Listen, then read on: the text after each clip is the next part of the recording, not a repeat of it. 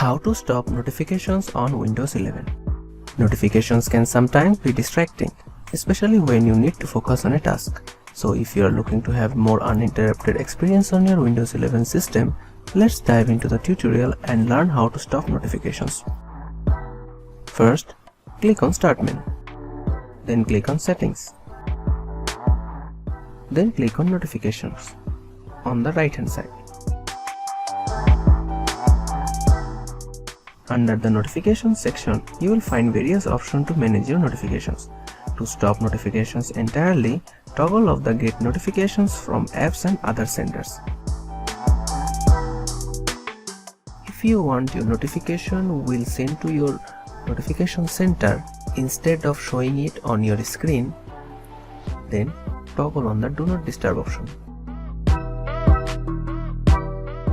You can also set it as a timer. If you want to customize the notification settings for certain apps, then scroll down. Here you can toggle off specific system app notifications or adjust their behavior. So that's it. You have successfully learned how to stop notification on Windows 11. Whether you prefer to disable all notifications or customize them for specific apps, Windows 11 provides you with the flexibility to tailor your notification experience to your needs.